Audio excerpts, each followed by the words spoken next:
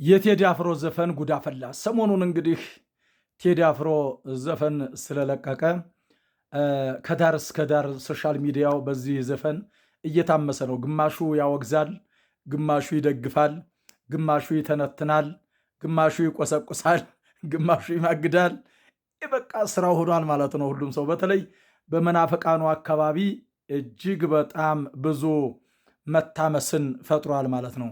ወደ ቁም ነገሩ እንግባና ዘፈን ለአንዲት ሀገር ምንድን ነው የሚለውን ነገር እንመልከት። እንግዲህ ዘፈን ለአንዲት ሀገር ባህላዊ ሀብት መሆኑ ይታወቃል።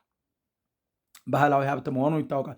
እንደው ያልበሰሉ ጥራጥሬዎች ካልሆኑ በቀር ዘፈን የአንዲት ሀገር ብሔራዊ ሀብት አይደለም ብለው ለመናገር የሚደፍሩ ሰዎች የሉም። ያልበሰሉ ጥራጥሬዎች ሊሆኑ ይችላሉ።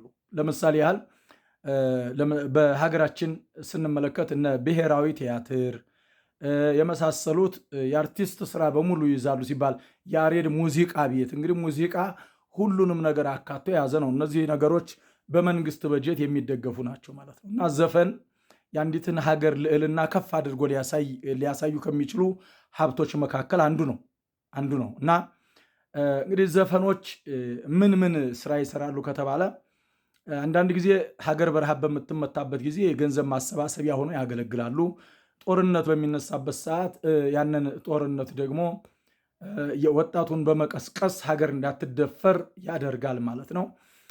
እንግዲህ ቴዎድሮስ ካሳሁንን ስንመለከተው ሀገሪቷ ካፈራቻቸው ግንባር ቀደም አቅም ያላቸው የሰከኑ አርቀው የሚያዩ በየጊዜው የወጣቱን ጆሮ የሚስቡ ነገሮችን ከሚሰሩ ሰዎች መካከል ግንባር ቀደምና ፊት አውራሪ አድርገን ልናስቀምጠው እንችላለን። ይህን አሁን ለምሳሌ 97 ላይ በነበረው ነገር መመልከት እንችላለን። እዛ ላይ በጣም የሚገርም ዘፈን ዘፍኖ በሁሉም ጆሮ የገባ ዘፈን ነበር እና ሰሞኑን አሁን ብዙ ሰዎች ዘፈን አንሰማም የሚሉት ዘፈን ይተረትራሉ ገብተው ካልሰሙ የት ሰሙት ነው።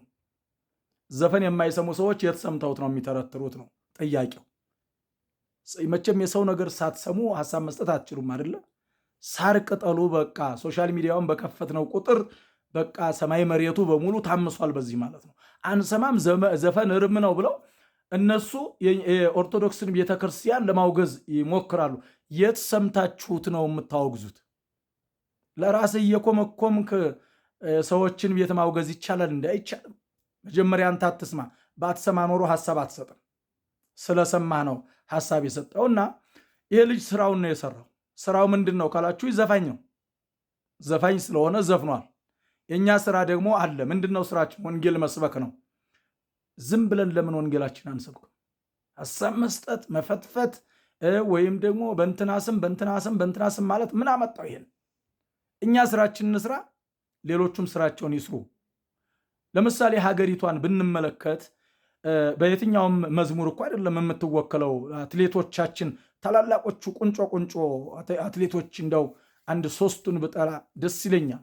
የምንወዳቸውን አትሌቶች እነ ሻለቃ ኃይሌ ገብረስላሴ አሁን አድጎ ከሆነ አላቅም፣ ከሻለቃ በላይ አድጎ ከሆነ አላቅም። ጀግናው ኃይሌ ገብረስላሴ በሁሉም ነገር ተሰማርቶ ፍሬ የሚያፈራው ጀግናው አትሌታችን፣ እነ ጀግናዋ አትሌታችን ደራርቱ ቱሉ፣ ጀግናዋ አትሌታችን ደግሞ መሰረት ደፋር፣ ሌሎቹም አትሌቶቻችን በዓለም አደባባይ ላይ በሚገኙበት ሰዓት ብሔራዊ መዝሙር ተብሎ የተጠራው ዘፈን ወይም መዝሙር ይሄ ነው የሚቀርበው።